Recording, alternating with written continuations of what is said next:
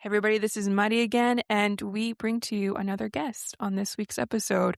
And I know I'm pretty biased, but I think they keep getting better and better. We talk this week about affirmation, especially through the lens of Dr. Conrad Bars and Dr. Anna Turow, who were both Dutch Catholic psychiatrists that integrated the work of St. Thomas Aquinas and modern psychological thought. We especially talk about what they call the gift of affirmation or affirmation therapy. For this conversation, we are talking with the wonderful Jeff Mazzone. He is a husband, a father of four, and a licensed professional counselor living in Fredericksburg, Virginia. He was both a seminarian for the Archdiocese of Washington and a temporarily professed Franciscan friar of the Renewal. He holds a master's in theology from St. Joseph's Seminary and a master's in clinical mental health counseling from Liberty University. He serves on the board of directors of the Catholic Psychotherapy Association and currently works in private practice. You can connect with him on Instagram at disgust_counselor, which is actually how I found Jeff. And we'll link all of that below. I love this conversation. Katie especially loves this conversation. And we can't wait for you to join us. We hope you enjoy. Do not be afraid. Do not be afraid. A tutti I popoli, a tutta la terra, la pace sia con voi.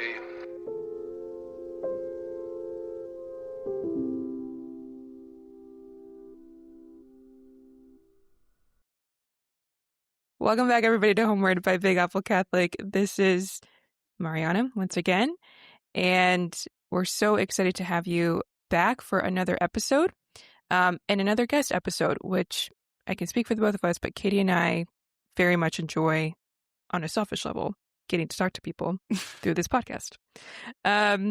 So quick little check-in maybe, Katie. How you doing?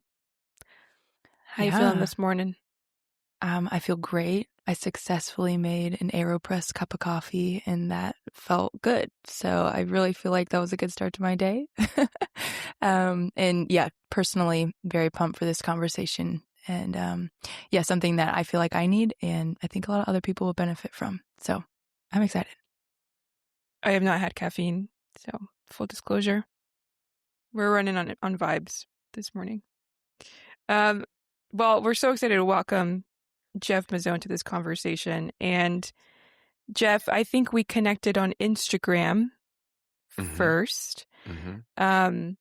But you have become a resource for me mentally in your Instagram. And yeah, I'm excited to talk to you and talk with you about things that have changed both Katie and I's life, which is affirmation. But welcome to Homeward, Jeff.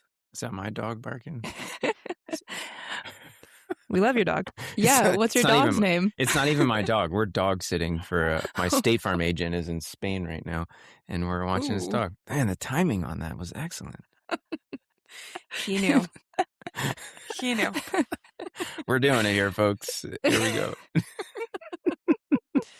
Jeff, other than dog sitting, what you been up to? Tell us a little bit about your life. Yeah, father of four with a fifth, lost through miscarriage, married for 11 years to a woman from Washington Heights, New York City, a Dominican woman. Her parents are from DR, and I was in New York for seminary, and then I was in religious life, and eventually left religious life, and then met my wife, which is a very important sequential distinction to make, right?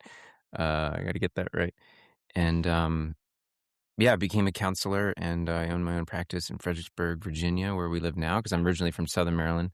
And yeah, just like you said, Mario, we connected on Instagram, and that's just been a great place to kind of put a little creative. It's a bit of a creative outlet, right? When you stop writing papers, you kind of have this urge, like, I got to get something out there, right? And then it's a nice place to explore the creativity. So yeah, really happy to be here and to be with you ladies and kind of watch this podcast take off. Thanks, Jeff. Yeah, I'm pumped. I think one of the greatest things that you do is share very accessibly what we're going to talk about today, which is affirmation. And you take something that can feel sometimes a little bit complex or out there and really make it tangible for people in their daily lives. And you connect it really well, especially to our spiritual lives. So I'm super pumped for to hear more of your thoughts. But I guess one place to start is the reason I want to have this conversation is because I came across this work of Dr. Conrad Bars and Dr. Anna Turow. Yes? Turu. Turow. You got it. Close. That's it. Through actually a Thomistic Institute retreat, and they did a whole retreat on the book Born Only Once, The Miracle of Affirmation. And it felt a little bit even scandalous looking at the title. And I thought, well, it's a Thomistic Institute. Hopefully they're trustworthy. They are. It began to name for me a lot of my experience growing up, and especially the gift of being affirmed. So I'd love to hear from you, even when was the first time that you came across this? And we can go from there into, what is affirmation and why is it actually something that's necessary for us in our growth? Sure. So interesting. The Born Only Once book was the first conversation I ever had with my future wife, who I had met several years before at a Super Bowl party. She did not remember meeting me, but I certainly remembered meeting her. And 2 years later, we're at a retreat in the South Bronx at the Hispanic Charismatic Center. I was one of the few white guys there, and got to talking with her somehow about psychology, and she mentioned the book Born Only Once, and I was like, interesting you bring that up. That's kind of my thing. So when I was a friar, we had met a clinical psychologist in the Bronx who is a real expert on Dr. Bars and Dr. Turu, and she kind of taught us like a 22-week course on all of their materials that were translated into English. Wow. Because Turu they're both from the Netherlands, but Turu stayed in the Netherlands, and Conrad Bars came out here shortly after he survived a concentration camp during World War II. They're both Catholic. He was a medical doctor and was helping downed Allied pilots, so that's how he was arrested and sent to the concentration camp. And he survived and eventually made his way out here and lived and worked and died here in 1981. And his daughter, Suzanne Bars, is a colleague of mine, and correspond with her pretty regularly just about her father's work. So as a friar, when we were exposed to these things, I realized that so much of the hurt that I was running from, I was finding answers. I was finding a voice in these writings. And I was hurting as a friar. I eventually had a panic attack as a friar. Just all of my childhood things finally caught up with me, which I had been aware of, but I was just kind of denying or just using my willpower to try to bypass. And that does such violence to human nature, right? Because we're not just our will, right? I know we all wish that we were angels and we didn't have bodies and therefore didn't have emotions, but that's how God made us. And I know that sometimes we can try to just willpower, like white knuckle our way through things, and it doesn't work, right? And the Catechism is very clear, quoting Thomas Aquinas, that the perfect human act is one that's made both with the will and the emotions, right? Not necessarily always going with what the emotions want, but we're certainly present to them, right? So I got into counseling with this clinical psychologist, and I was born again, right? You have this Born Only Once kind of title, and it's this idea of a psychological rebirth, because you are only born once. And the problem is that without proper affirmation, and there's plenty of pseudo-affirmation and self-affirmation and unaffirmation, which I'm sure we'll get into, it's affirmation that causes the human to grow in the full human way. Because we age biologically, right? You can't stop that. But this whole concept of arrested development, or not meeting Erikson's developmental stages because the challenges aren't met, which generally requires someone to help you do that, especially at a younger age. When that doesn't happen, there's this great disparity between how old I am physically and how old I am emotionally. And so for me, I was a friar in my early 20s, but I felt I was about 10 years old. And all I wanted was to be loved and cared for and noticed and seen, and pretty much all the things in the litany of humility that we prayed for deliverance from. I needed all of those things. Why? Because I didn't have this deep self-possession of the truth that I was lovable and good, because it needed to be revealed to me. And this is true for all of us. It needs to be revealed spontaneously and naturally and consistently in truth. And there's a lot of things in my life that undid that or even prevented that from happening. And so when I was exposed to Conrad Bahr's and Anna Teru and their writings and their treatment method as I experienced as a client, as a friar, it changed my life to the point where I can't even fake how I used to think and act and feel then as I do now. But I do see it in my clients. And I ache for them because I know exactly what they're going through and what they're feeling and what they're thinking and just how fearful the world feels because of their deep-seated insecurity and inferiority and inadequacy and low self-worth. And it's crippling. And that's why I'm a counselor, because I want to be able to expose people to the glorious freedom that belongs to the children of God, as Paul tells us in Romans 8, right?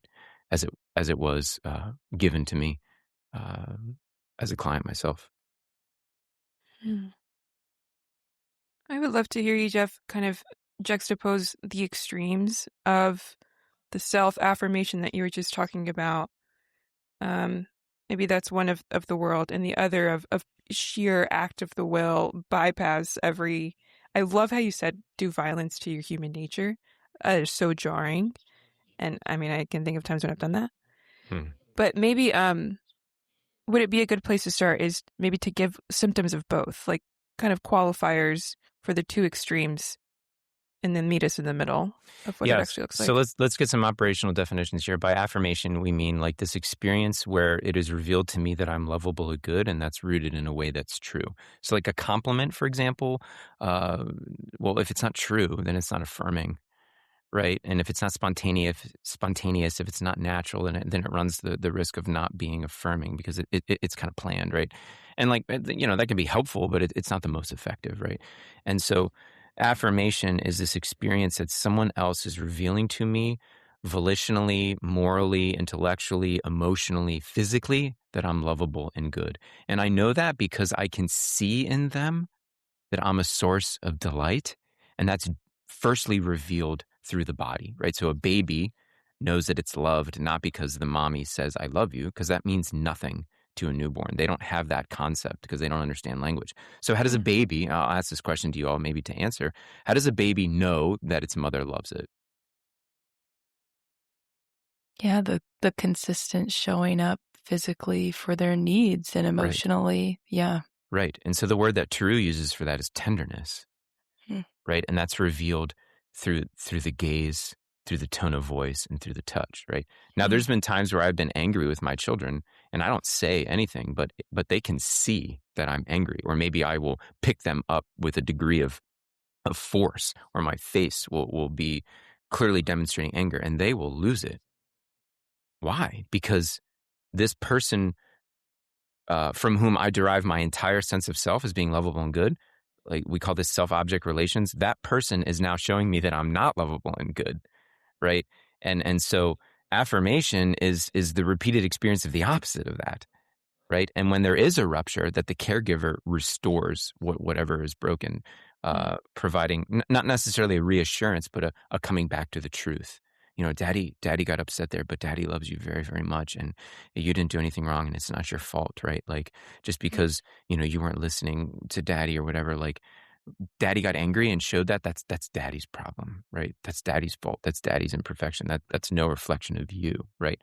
So an affirmation continues through life. Like, strangers can be affirming to others, right?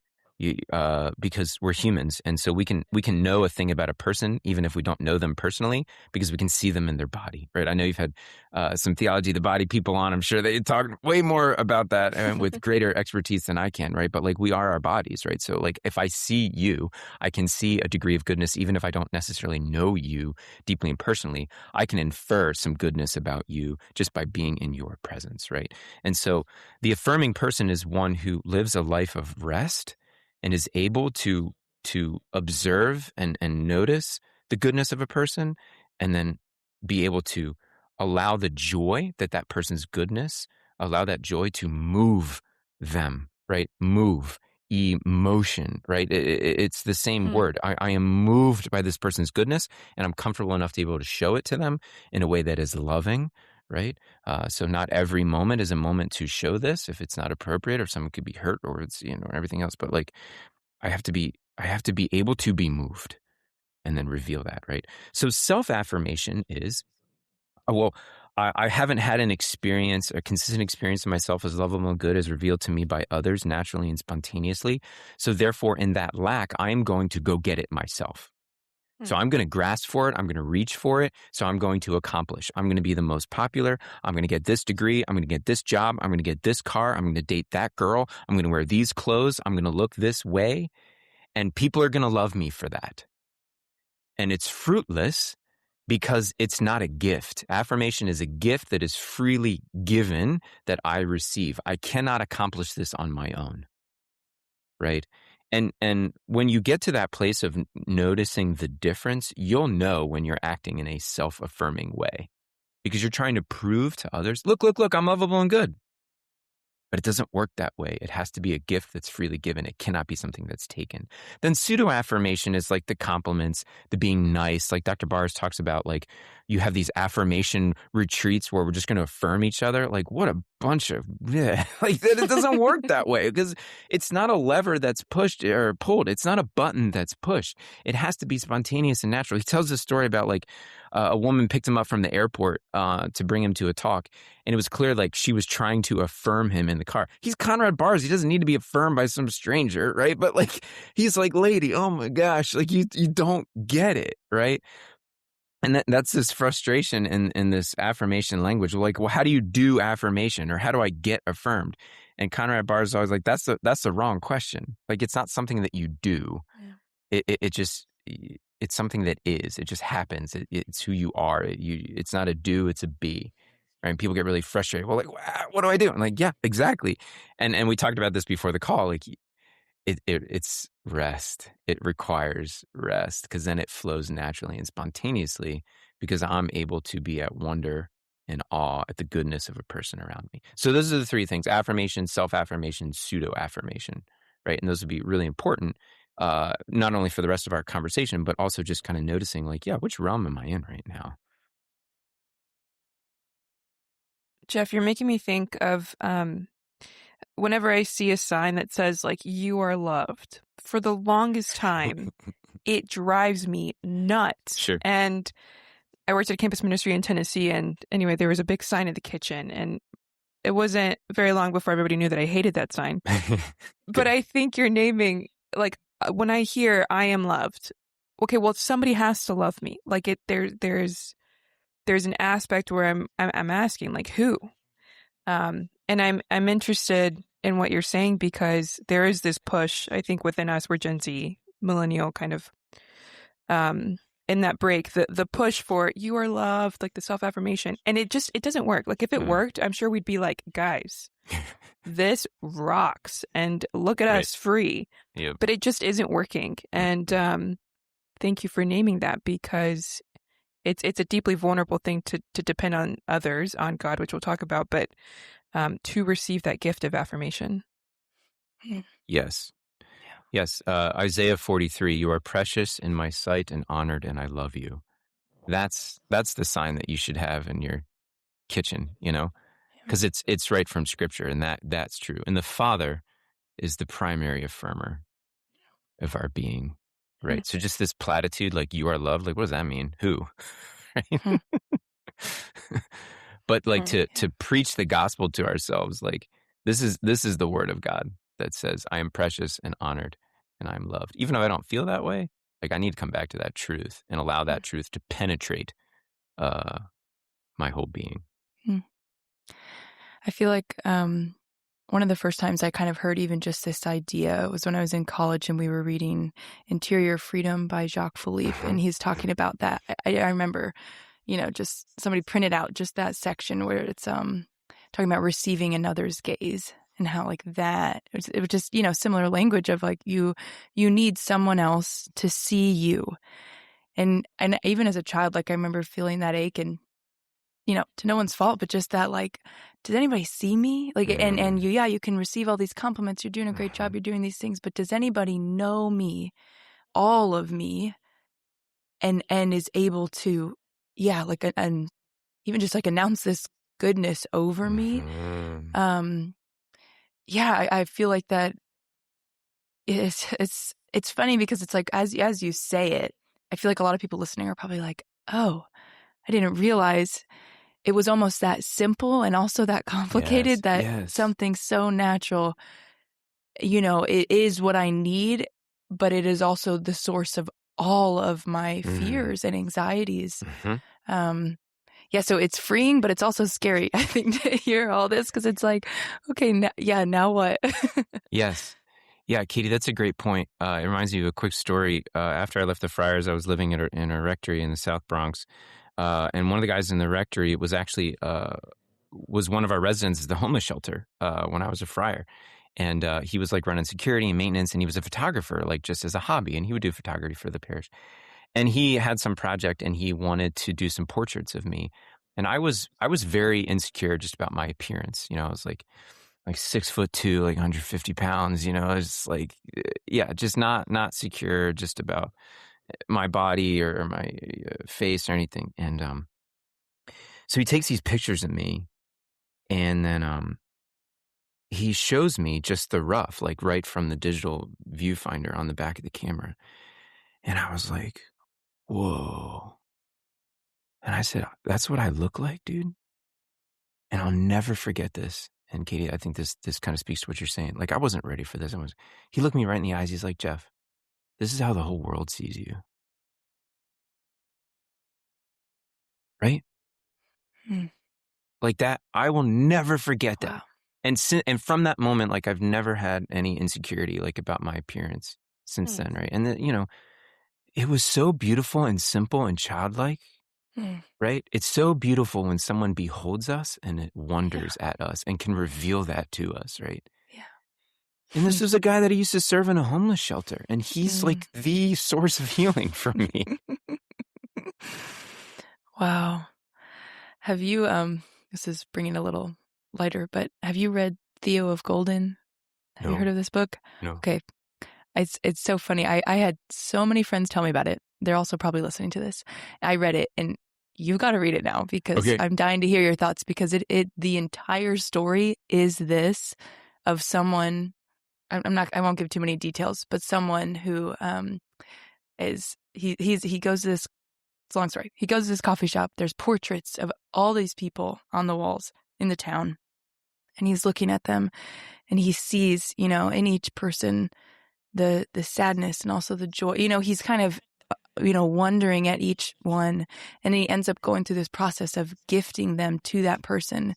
And like, as he's gifting them their own portrait, he's speaking into their lives without even knowing anything about them. So it's so funny because, yeah, now I'm thinking about it. I'm like, oh, the whole book is just about affirmation. Yeah. And yeah. it is a very popular book right now, Jeff. So I think this is a very pertinent topic. I think so. I'm kind of disappointed I haven't heard of this. Sorry.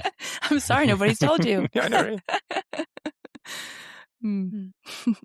I like the wonder that you're talking about, Jeff, because that's sort of been an anchor for us with this whole project is wonder at the human person, wonder at God, wonder at creation. And I'm almost thinking this is like the high call, like to wonder at another person.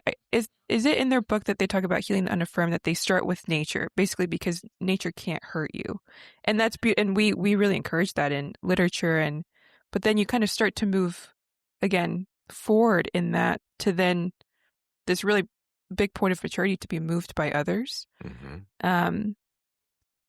Yeah, maybe what does it begin to look like? You're beginning to be affirmed. It's process. It's an art. Moving into that maturity, what could that start to look like for people? So Dr. Bars, talks about being able to move into a place where we can be affirmed. Because one of the struggles here, and I think you're going to mention this, is like, well, I'm an adult now, right? Like I don't have parents around who can affirm me, right? What does this maturity look like? So, well, two things. One, when we talk about emotional maturity, we're talking about the ability to feel your emotions and guide them by reason, right? And this is where Aquinas comes in, right?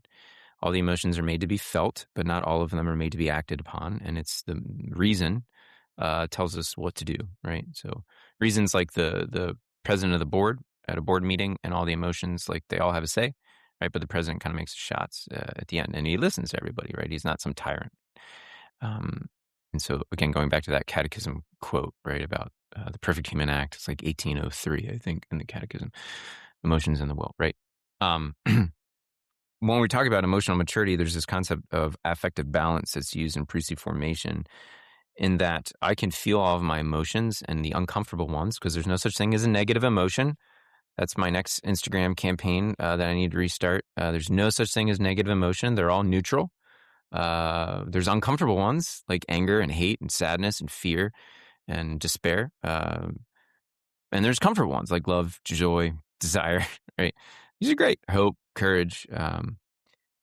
But the uncomfortable ones, the immature person will use something outside of themselves to change their sensory experience because of the discomfort that the emotion causes. So doom scrolling on social media, video games, pornography, alcohol, flirting, you name it. Something that makes me feel good because I don't feel good. That's a sign of emotional immaturity, right? When you talk about affirmation and coming into a place where I can be affirmed, well, we start with nature. We start with creation, like you said. Bars talks about this at the very beginning of the book. And he says that we have to create opportunities and time for exposure to the immediate sources of nourishment of the heart, which he says are things like the beauty of nature. Pleasurable activities like fishing, playing with children is really affirming for your sense of self. Swimming, skiing, the arts, philosophy, scriptures, prayer.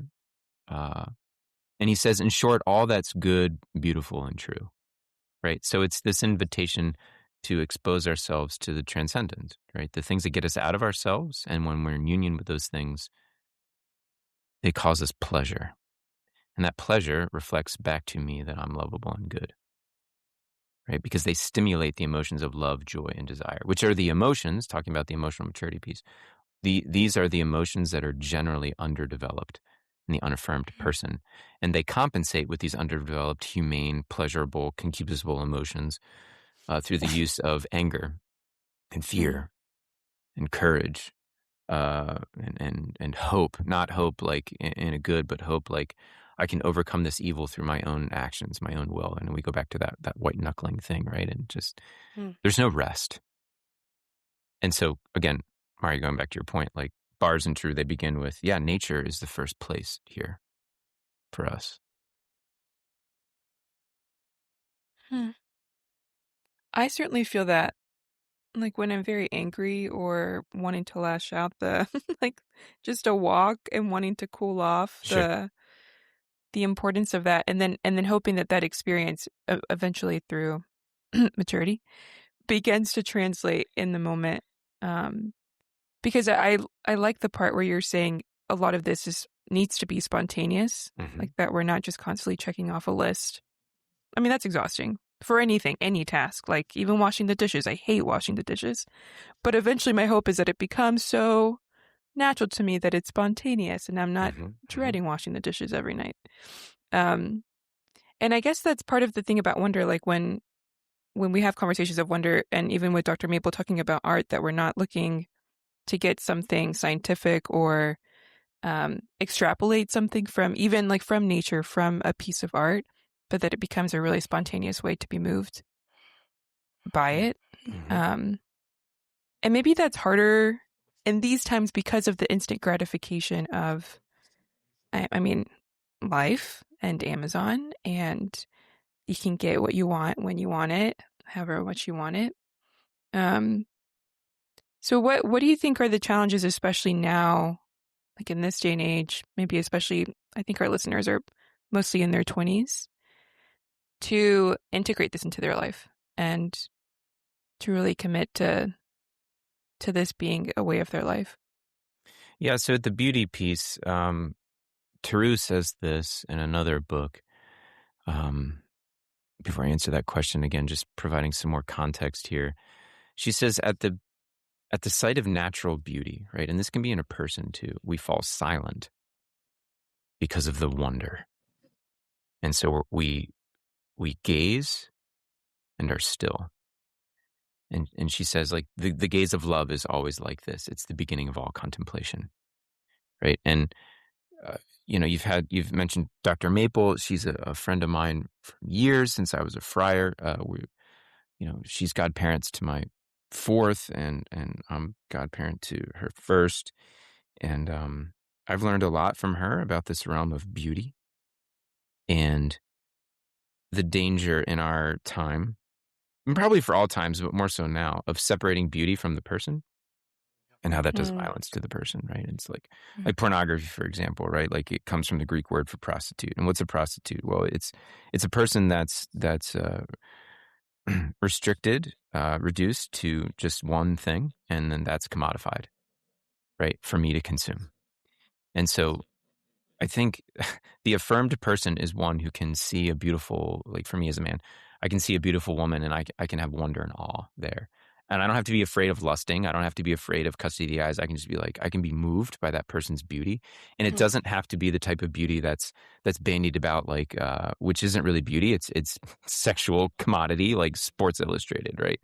Instagram models or things like this, right? Like, oh, it's not nudity. It's still pornography, right? Because it's removing one aspect of the person, getting rid of the rest of that person, and just give me that one thing, right? And like, this is so impoverished, right? And we're so drawn to this because we're so drawn to beauty and our concupiscence, right? Concupiscence is not evil. It just leads us to do evil things, right? Like, it's our desire for union with something that we perceive as a sensory good. And like, women are a sensory good, right? It's like, but how do I have reverence for that? As a man, how do I experience wonder and awe, right? Well, we talked about this before the call. Like, I need to be at rest. I can't be out in the world with unmet needs. Because then that person, for me, is something that I want to consume because of something that I lack. A lot of my clients, they know this, that like, I generally will ask clients not to be dating someone if we're dealing with these issues. Why? Because the relationship, especially in that honeymoon period, it provides me with all the feel good, and then I think I'm good. And then the relationship integrates and the honeymoon period ends, and then things fall apart really quickly because the person that they're dating realizes that they're dating someone who's grossly emotionally immature and who's generally in the relationship for a sense of self and safety and security. It's like, you have to bring that into the relationship. You can't expect it from the relationship. And my clients that kind of, and I don't want to say like it's a dating fast, but like, they get it. They're the ones that excel in counseling. They're the ones that, like, the goal of counseling is to not be in counseling anymore, right? Like, so, yeah, like, they're the one, if they take these disciplines, they grow so fast. But like, it's almost like I'm asking them to cut something out of their body when I say, dude, I need you to not date. I can't even imagine that. I'm like, but dude, you just gotta trust me, man. And like, the mortification and self-restraint that takes is heroic, right? But it's so effective. Okay, so I need to be at rest in order to be in this place of wonder. We talked about this gaze and everything else, right? But in order to be at rest, I need to feel safe. And if I'm not going to feel safe if I have these unmet needs, right? And the unmet need generally leads back to one very strong emotion, fear, right? And the fear keeps me closed off. And it's often rooted in this poor sense of self. We talked about the insecurity, inadequacy, inferiority, low self-worth. Well, this person that I'm dating, they relieve all that for me, right? Until they don't. And now that person and the relationship and everything else becomes a threat. My boss, threat. My superior, threat. Everything's a threat because I'm not good enough. I'm not good enough. I'm not good enough, right? And when I'm not at rest, right? It's like the parasympathetic nervous system, right? That needs to be online in order for us to be still and calm and to wonder and to gaze and to be moved. But these unmet needs, they put me on the sympathetic nervous system where everything is adrenaline and stress and cortisol and everything's a threat. And I got to be out here grasping and striving restlessly to protect myself because at the end of the day, my sense of self is so frail and fragile and weak and poor. And this is modern day anxiety and depression, because depression classically Freud got a lot of things wrong, but he got a few things right. Depression is unresolved anger, right? And the person who's unaffirmed has a deep psychological, right? Psyche meaning soul, frustration that I don't have my sense of self as being lovable and good, that I have not received the gift of myself. And so now I'm moved by this anger because it's an injustice. And anger is the emotion that we feel in response to an injustice. And frustration is the feeling that's attached to the emotion of anger. Theroux calls this whole unaffirmation thing a frustration neurosis. Because I'm just out here trying to be loved because my flesh knows that that's what I need in order to feel safe. And when this is all going on, I can't be united to what's true, good, and beautiful. I can't be united to a thing outside of myself because I'm too consumed with having my own needs met. And I think this is a chronic, pervasive pandemic, if you will, that we're seeing right now. Wow. I feel like I just want to also pause and say thank you, because I'm even just thinking about like the people you're working with, and even the men specifically, like the gift that they are already, but will continue to be in the world, being able to like reflect that back. Yeah.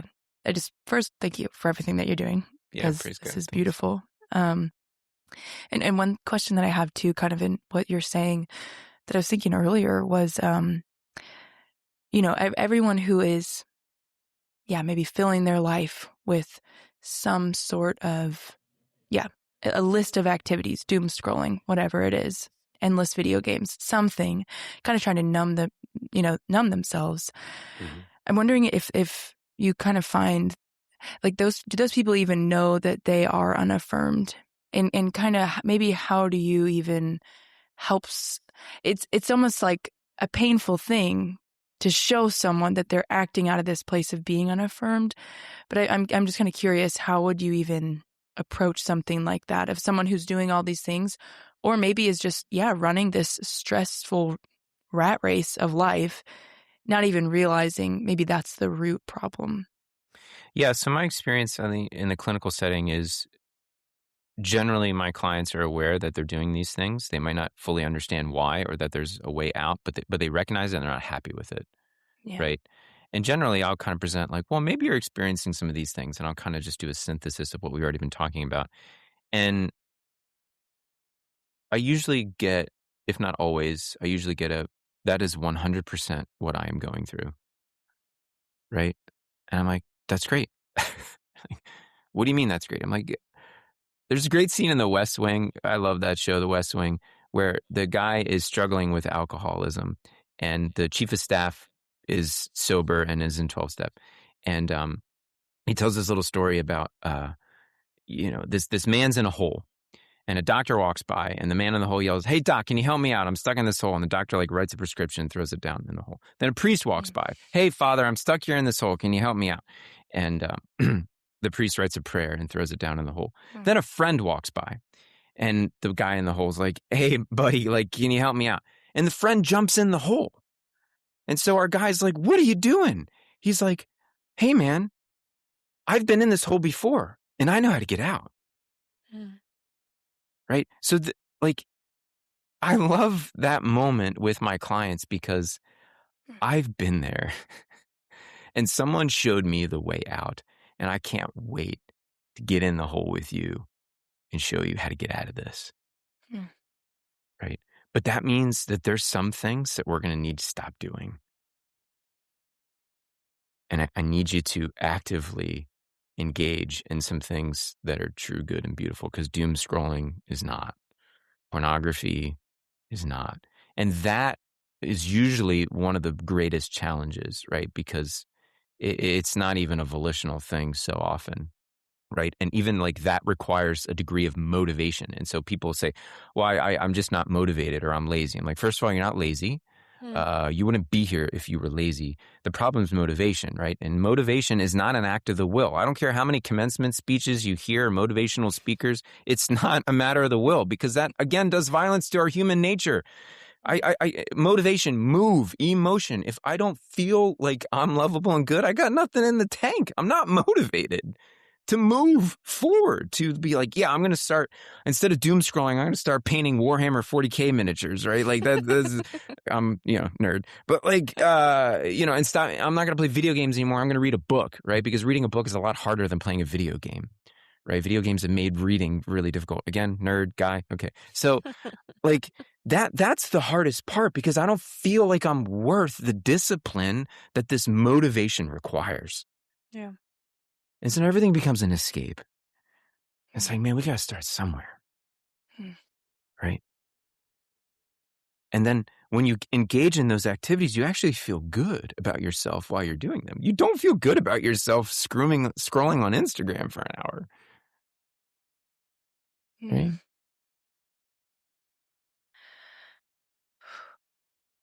You okay, Katie? No, this is awesome. I have few words because I'm just, it feels like the remedy to what, even the closest people in my life are struggling with. So it's really beautiful, because it I think without conversations like this, it feels like we are just stuck in this hole.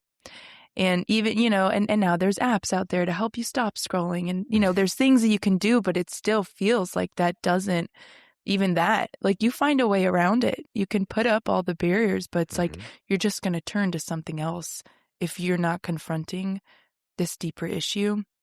I'm just kind of curious, would you speak into a little bit more, like what does that mean or look like without, obviously, I mean, you still have to probably go to a counselor to maybe pursue all of this, but just thinking like to be moved by your emotions, because I think that's even a temptation for me when I'm, maybe talking with someone. I'm like, yeah, try reading a book, try doing these things, like, this will really help you. Or go for a walk in nature, and as much as they maybe want to, they don't, and so then it feels like this self-sabotage. But you're right, if it's coming from a deeper place of maybe not feeling even emotionally moved to do something, and it's not going to work. Yeah. That's a great point, Katie. And I think you're kind of speaking to, I know we mentioned earlier in the session, kind of what folks in this generation are experiencing. And I think COVID did a great job of ruining this for us, but relationships, right? Like it's not about reading the book. It's not about, painting Warhammer miniatures because that feels good. Like it ultimately comes down to relationships. So Katie, you mentioned like, counseling is a great place. You know why counseling is a great place? Because of the relationship, right? Every mental health professional knows that 50 years of outcome studies continue to prove that the most effective thing in counseling is not the modality, it's not the technique, it's not CBT or EMDR or IFS or EFT or DBT or ACT or all these other acronyms that don't probably mean much, but like it's the relationship. It's the relationship. And that's what it was for me. I remember a significant moment in my counseling process where, without warning, my psychologist was a woman. She was sitting on the couch. And I was so desperate for touch. So desperate. And we've been seeing each other for a long time. And she's sitting next to me on the couch, almost like she has her arm around me. And I just put my head in her lap. And she probably had this moment of like, all of my ethics are on the table now, right? Like, and what did she do? She did exactly what I was hoping she would do. She started stroking my hair. That was life-changing for me, because I just wanted to be touched in a non-sexual, motherly, affectionate way, right? Now, am I doing this with my client? No, not necessarily. There's been probably one situation with a woman and her husband was there and she just wanted me to hold her hand, right? And that was a really healing moment for her. But what are we talking about here? We're talking about relationship. And the problem with the unaffirmed person is that they're incapable on their own of developing into an emotionally mature person. Okay? They have to receive this from somebody else. Unaffirmed persons cannot affirm themselves. There's so much they can do to help themselves, But the ultimate solution and resolution comes through another person, which is why we spoke earlier about romantic relationships are dangerous, right? Because you don't realize that that's what you're looking for in that romantic relationship. And you can't give what you don't have. And you need to show up to a relationship to give, right? So maturity is reached when there's like a harmonious integration between a person's entire sense of self, that they're lovable and good, and therefore they don't need anything from somebody else. They're free to receive something, but they don't need. So it ultimately comes to relationship. And in the therapeutic context, that relationship itself is the largest vehicle for healing. But there's other ways that this can happen. I'll tell my clients, like, we have to ask the Lord to send people into your life who are authentic affirmers of your being. They're out there. Maybe you just don't notice. Maybe you just don't recognize it, right? We need to get you into situations where people can actually affirm you, that you can receive that.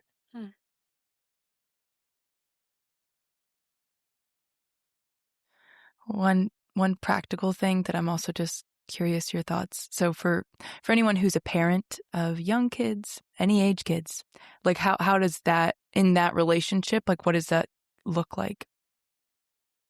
Well, with children, I think, so as we age, right, our like the myelinization of our brain really doesn't finish until like mid-20s, right? So like, that's why teenagers are the way that they are, because like the brain just isn't developed enough to handle all of the emotional stuff that's going on, right?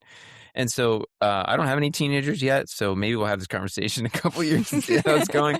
My oldest is only 10.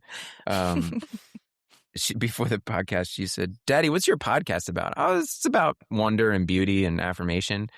And my wife was walking by. I said, "It's pretty much about mommy, you know, like just, just she embodies these things for me." But okay, so what were we on there? I think I just lost my train of thought. That'll happen. Yeah, like how does a parent affirm their Good, child? yes. What Okay. does that look like? So the first thing is like we can't. Thanks, Katie. We can't shame a child for having emotions, right? We can't shame them. I see that you're really angry right now. I see that you're really scared right now. I see that you really want that thing, right? Now, we affirm the emotion first, right? And then we provide the dictate of reason and how we're going to rationally respond to this emotion. We're not going to give in to every emotion, right? Because reason might demand that we don't. But like, the child can't be shamed for having an emotion. So Dr. Tarou tells this story about a woman with a young, like 5-year-old boy, and she's home and she invited the parish priest over for tea. And the entire time, the little boy was hiding under the table while the priest and the woman were having tea. And, you know, they finish their tea and Father thanks her and leaves. And the woman walks him to the door. "Thank you, Father, for coming." And then she goes back and she gets on her hands and knees and she lifts up the tablecloth and she looks at her son and she says, "Were you afraid?" Now, why does she tell this story? Because it's emotionally appropriate for a 5-year-old boy to be intimidated and fearful about a man that he doesn't know. Now, the mother may have been embarrassed, but she chose her 5-year-old son's emotional experience as being more important than her own emotional experience. You're an adult. You can deal with it. I'm pretty sure Father A doesn't care and B, like, he gets it, right? But if you're so embarrassed, now come on out, Bill. Come on out, Johnny, whatever. Like, I don't know why I'm using these names, but like, come on out from under the table. It's okay. Father's here. He's safe. We can trust him. Mommy really needs you to be up here. What is mommy really saying? I'm embarrassed and my emotional experience is more important than what you're experiencing. So I need you to behave and react and respond in the way that I need so that I can be emotionally stable and at rest. Wrong. Because what is the child now learning? When I'm afraid, mommy doesn't love me.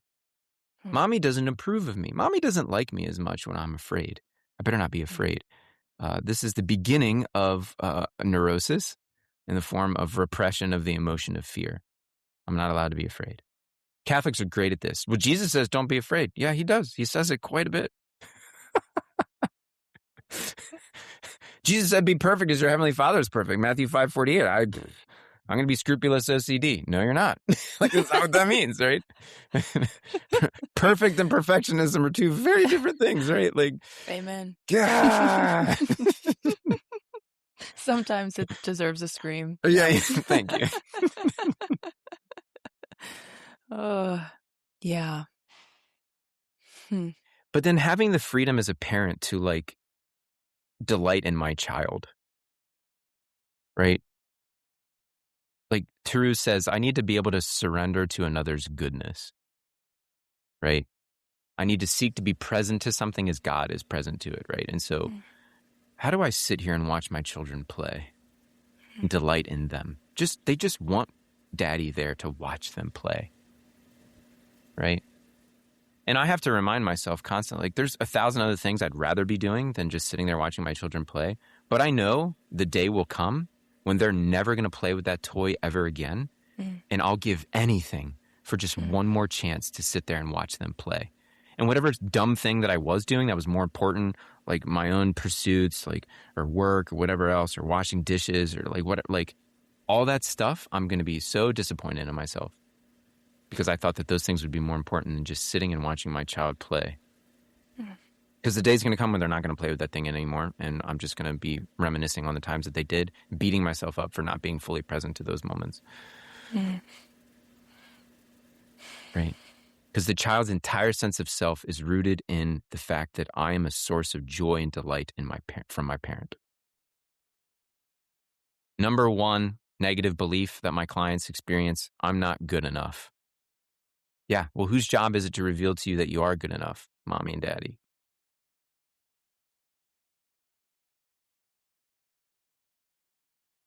I'm thinking back, Jeff, to I have a huge family on both my parents' sides, and on my mom's side, I have about 5 great aunts who are very much all like a mom to me in all the best and very challenging ways.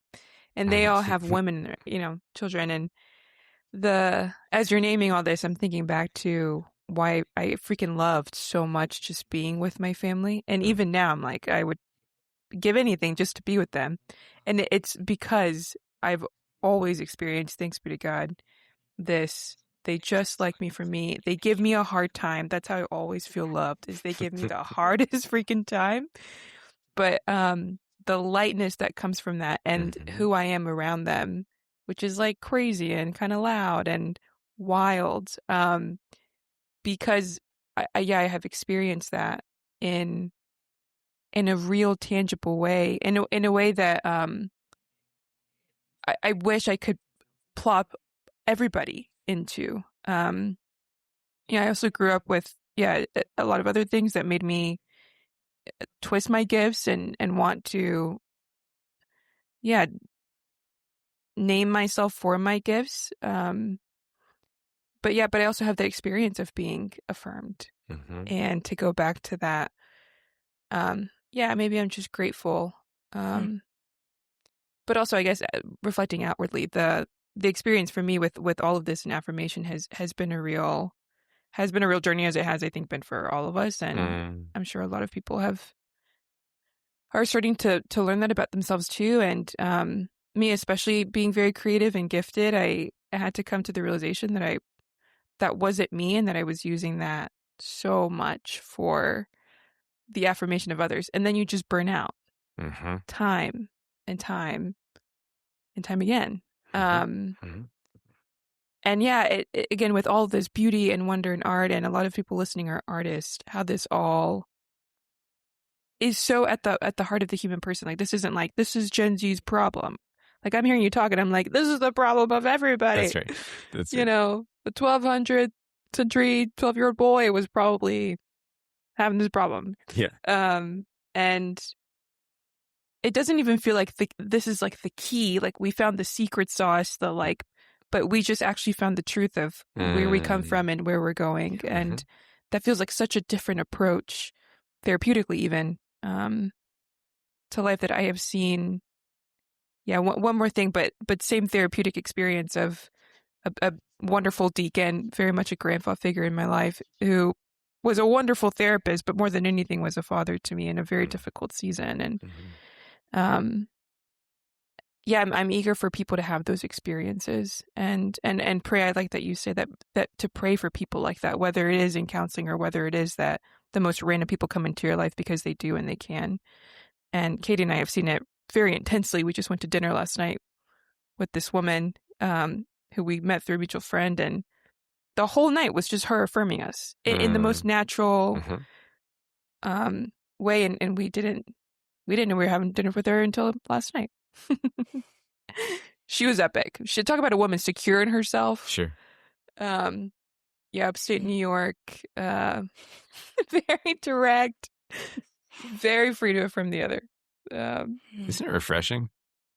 It's so nice. Katie. So good. No words.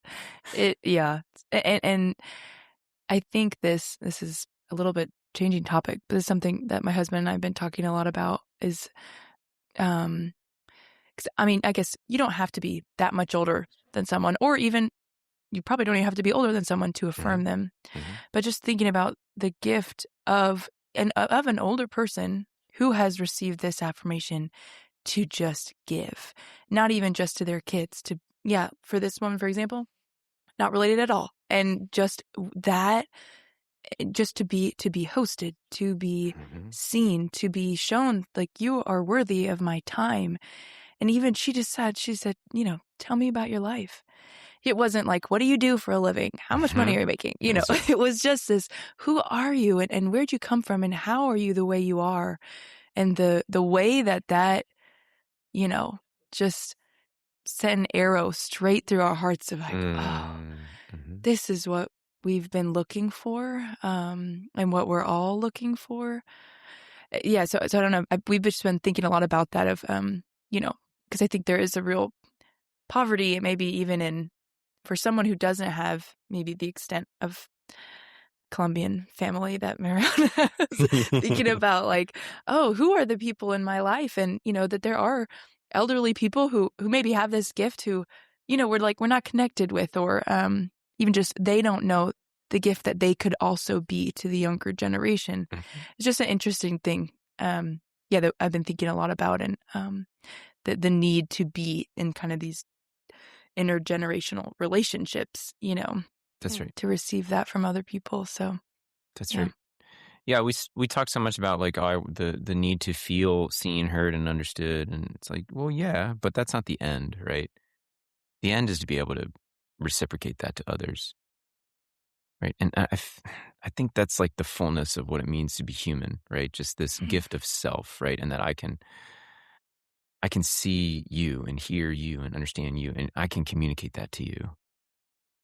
Right? Not because you need it necessarily, but just because like this is authentic relating. Right? And I think there's a poverty of that. I have been told to read this book many times, and I haven't, but I know the premise of the Return of the Prodigal Son by Henry Nouwen. Yeah. Or just, I was told like the whole thing is becoming the father. So it's kind of making me think that of the end isn't just to be the prodigal son. Yeah. Yeah, that's right. And mercy, I mean, that's a story about mercy, right? Mercy itself is so affirming. Right? You've done this thing, you've said this thing, and it's like, I'm going to love you in that. Right? There's nothing you can do. I say this to my clients all the time. There's nothing you can say or do that's going to change the way that I feel about you. And I need you to come to a place where you can trust that and be at rest with that and surrender to that. Right? There's nothing you can do. I'm not going anywhere. I'm not going to let you go anywhere. Right? Even if you wander for a little while, like I will be here waiting for you when you come back. Right? And then that reception itself is going to be so beautiful, right? Because of this tender mercy experience, right? That's a great example, Katie. Maybe this is where it's clicking for me, in that the original gift in Eden was that all of us were meant to receive and give the love of the Trinity incarnationally. And that still is actually the gift that's being offered to us. Sometimes I can perceive it as like me and God, and then me and God. And then everybody in their own, and like I'm thinking of the banks where you put like the little bin that goes straight over the car, and it's like we're all in our lanes and we're all getting what we need. But as you're saying this, I think I'm having an epiphany of like it's so that the completion of God's creation can be continued, like that when we're receiving this affirmation from others, from God, we can then continue to be in Eden by giving that to each other, and then we get a foretaste of what is going to be eternity. I had never connected those two until now. Praise God. Yeah. Go ahead, Katie.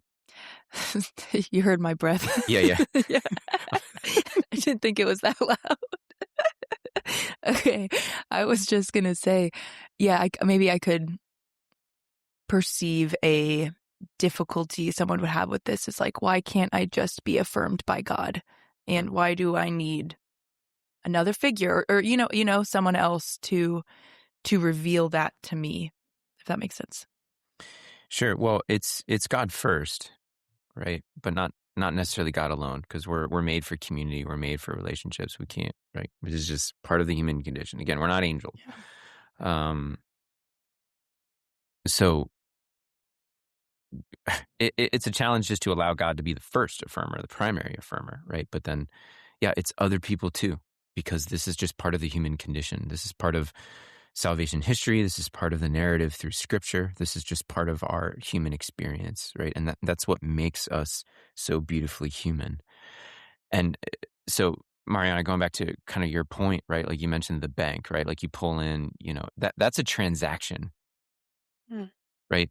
But we're looking for transformation, and that occurs within relationship. You're not in relationship with your banker. That can be an affirming moment, right? But like this is transactional. It's like covenant theology, right? Like you have a contract with your plumber, right? But you have a covenant with your spouse, right? One is an exchange of services and goods, and the other is an exchange of persons, right? This is what we're talking about here. I need transformational encounters with other people, right? And again, the thread that for us in this topic around affirmation is where there's this reciprocity of revealing to one another that they're lovable and good. And I reveal that through my body, through my will, through my words, through my actions, whatever, right? And that's a source of deep joy when I can see that I'm bringing another person the joy of experiencing themselves as lovable and good. Right? I see a lot of teenagers as clients, and I love that, right? Because it's so simple. I'm 42 years old, and so I'm concerned like I have a limited shelf life for seeing teenagers, right? Like just gonna be some old weird dude, It's like, you're so beautiful, I had a teenage client, like we were ending, and she was so sweet. I loved her so much, and I started crying in our last session because this is the last time I was going to see her. Right. And she's crying and everything. She's like 16 years old. And I go back to like peer consult supervision. And I'm like, I just cried this 16-year-old girl because I was never going to see her anymore. And everyone's just cracking up. Right. Like, but not because I did something wrong, because like it's so beautiful that you can be so authentic. Right. And so vulnerable. Like imagine what that was like for her. Yeah. That I was just so moved by sadness that I wasn't going to be able to have this time with her anymore. Right. And I still see her at church, and like she just, I just runs up, gives me a hug, like immediately, right? Like she's like sneaks up behind me. I don't even see her coming. Right? It's such a beautiful thing, right? And so that joy that I get to experience in loving her, but then also the suffering from that and the sadness of like, I have to part from you now. Sadness can be affirming. Yeah. Because sadness is the emotion that we feel in response to the loss of a good. Right? And so how comfortable am I with my own sadness and even being able to show that? It's so good. It transforms. Relationships. And if this person loves me this way, wow, how does the Father love me? Right? It's like we scaffold up to that. We're trying to build to, right? Like my wife, like she exemplifies for me the Father's love, right? Through her mercy, through her generosity, through her kindness. And her ability to do that is a fraction of God's own ability to do that. Hmm. And I'm curious too, like in a marriage, does it look any different in like your maybe ability or gift to the person, like in affirming them than it would for different vocations? Marriage is, well, I'm a counselor, so it's hard. Sometimes I feel like my wife gets like the leftovers of this for me because I'm like pouring it out all week. Yeah. And it's this constant reminder of like, no, my wife, like she needs to come first, right? But I think like the priestly vocation, the religious vocation, it, it, it it's all about gift of self, right? It just looks different, right? So how am I again receiving this person and revealing to them that they're lovable and good, Hmm. right? How am I showing that to them? How am I constantly in a place where I can reveal this naturally and spontaneously and consistently, right? And so, Hmm. and the Psalms, right? The barren wife bears 7 sons, but while the mother of many languishes, right? Like you don't have to be a mother in order to mother, right? Women have, and this is Sarah Maple, I'm sure, and Feminine Genius, and I won't even attempt to speak with any degree of authority or expertise, but like just the feminine genius, right? Like just this ability to receive a person and bear the fruitfulness of that person, right? Is Hmm. so so amazing, right? The woman is the finishing crown of creation, right? Like just this woman who receives all and then makes beautiful, makes fruitful, right? And I love women's just natural ability to live that way, but then I also feel the sadness when I see a woman who hasn't learned or is in denial of that or has bought into the culture telling her that that's weak or whatever else, right? Like, Hmm. no, we need that. Where we're Hmm. so desperate for the fruitfulness that only a woman can create. That's a whole other episode, Jeff. Yeah, yeah. We'll be happy to have Yeah. you back for that. I'll be back in a few months. Well, I'm at rest after this conversation. Mm, Um, it's a good symptom. great. It's a good symptom. Jeff, I'm curious about, I'm picturing someone listening. They're 25, 26, grinding at their whatever they're doing, Sure. really struggling to find community, and really being moved by all of this. One very simple next step for them, what would it be? Slow down. Hmm. You got to slow down.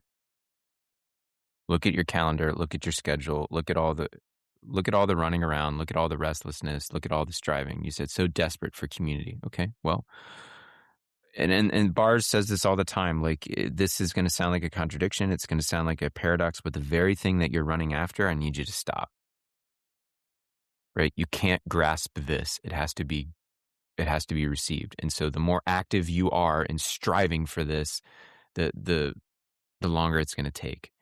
And so, I say that to a person and they're like, that's ridiculous. I'm like, I know. But affirmation is not something that you can do. You can't run after it. It just has to be something that happens. And so in order for that to happen, you need to be still. You need more rest. Hmm. You need more solitude. You need more quiet, right? You can't be going to every single young adult event because you're so desperate to meet your spouse. Like you will meet your spouse when you stop trying to find them. Okay. Tell it like it is, Jeff. Yeah, that's right. Like just slow down. All right. Slow, just, one thing that I'll tell my clients is I want you to take yourself out to dinner. And for some of my clients are like, that's like a death sentence. I mean, it's going to be fine. It's going to be great. Like you're going to be okay. Right. Like do not bring a phone. Don't bring any technology. You can bring a book. Okay. And I want you to go and have a full sit down meal by yourself. And I want you to come back and report to me what that was like for you. I have never had a client come back and say that that was a negative experience. Mm. Right. And that they actually learned a lot. Mm. Right. Even though it was uncomfortable and it felt awkward and just like everyone's looking at me and everyone notices that I'm eating alone. And my response is like, nobody really cares. Like, no, especially in New York, no one notices, no one cares, right? Anyone who does notice or does care is not a New Yorker because nothing phases a New Yorker, right? So if someone notices you eating, they're probably a tourist and they don't mean anything anyway. It's just completely contrary to everything we're saying, but like, it's such a beautiful experience. Like the food, the atmosphere. Like restaurants are naturally affirming places. They are made to open up all of your senses, right? From the moment you walk in the door, they want you to go, wow, right? So like, talk about a affirming sensory overload, right? Don't worry about going to the Theology on Tap or the Young Adult Bible Study or the Dominican Friars thing that they're doing in DC. And like, I just slow down. Just go to a nice Italian restaurant, get yourself a nice bolognese and a glass of red wine or whatever. And just go for it. Bring a nice book. And not a book that like, oh, everyone's going to see that I'm reading Tolstoy. Like just a regular book. Don't be weird. Like I'm of course I'm reading Anna Karenina right now for the third time. But like, just, try not to be seen. Don't worry about getting noticed. Just show up. Slow down. I love it. Yeah. I have to say, when I see somebody like that, I envy them because I'm like, wow, that is a secure person. Yes. So Secure. maybe they are looking at you, but it might be me being like, Admiration. You rock. Admiration. Yeah. I wish I was you. Yeah. That's a great point. I didn't think I'm going to add that to my spiel next time I introduce this. That's great. Go, Jeff. Yeah, you might be somebody's future goals on their mood board for the upcoming year. That's great. Okay. That's what a great, easy, natural step for anyone. Yeah. Even if you feel comfortable. I feel like I'm generally comfortable doing that, but I'm like, wait, I want to do it again. I want to do it more intentionally. Yeah. You guys are fun. You're fun, Jeff. Thanks, Jeff. Takes one to know one. What about would you recommend people reading Born Only Once or? Yeah, Healing the Unaffirmed, Born Only Once. Born Only Once is a great intro to it. Suzanne Bars has republished like revised editions that are easily available on Amazon. She knows this. I do prefer the original edition just because the language is a little more classical. She's tried to update the language to kind of apply it more to the DSM. I generally reject the DSM and all that it stands for, and that can be a whole other podcast, and I don't mind going toe-to-toe with anybody on that point. I know any mental health professionals listening now either agree with me or think I'm totally arrogant, and that is true. They're not wrong.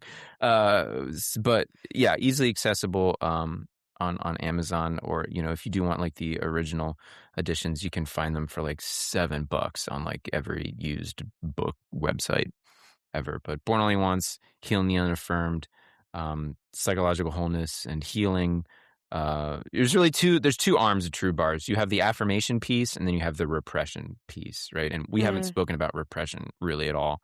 But yeah, the affirmation piece is what you'll find in Born Only Once. And when you get that book, like it was published in the 70s, so it has really goofy graphics and everything else, but the content is just slamming. Yeah. And it's it's a quick read. Just for anybody who's thinking, oh no, not another brick. It's actually it's very thin. Yeah. It's quite thin. I have permission, and I have them. I've recorded myself reading some of Bars and True's articles, and maybe we can put that in the show notes. I have them on YouTube because. How did that start? There's a client of mine. I was like, you need to read this article. You need to read this article from this guy, Conrad Bars. That's going to explain everything that you're dealing with. And he would not read it. And I was like, what's your deal? And he's like, I don't have time. I'm like, I'm going to get permission from the publisher, and I'm going to record myself reading this article so you can listen to my obnoxious voice for 40 minutes. And then you won't have any excuses because you can just listen to it at any point while you're doing anything. You don't have to sit down and read it. So I recorded it, and now I just share it with everybody. And there's 3 articles there. But the one, healing and wholeness for the family, I think, is a great introduction to all of these concepts. So maybe we can put that in the show notes or whatever. Yeah. You got it. Oh, That's yeah. a great place to start. And where can people find you, Jeff? What's the best? Yeah, you? Instagram, discoused_counselor, discoused from CFR days, wearing sandals. Yeah, that's the best place. Send me a message. Yeah, connect there. What a treat, Jeff. We wish we were all here in this living room with Dr. Maple. And Yeah. I just want to say we lost our minds when we found out. She had told a story. She told a story. And then you were the guy in the story. And we didn't Gosh. know. And we just couldn't believe the web that we had been caught in. Oh, wow. It was awesome. I'll have to ask her what that story was. She's known me for a long time. So that she still loves me is a testament to her mercy and affirmation. Oh, gosh. Great. Well, Jeff, thank you. Katie, thank you. Yeah, we want to encourage everybody to check out the resources, but then just also notice what moves in your own heart when you're listening to this, where I'm sure something moved in someone's heart during it, and to pay attention to it, and to know that there's a lot of hope, I think, through this lens. I can say for Katie and I and Jeff, really transformed our lives. And we're so excited that we got to have this conversation. So we'll see everybody in the next couple weeks, and we can't wait to see you then. Bye, everyone. Bye.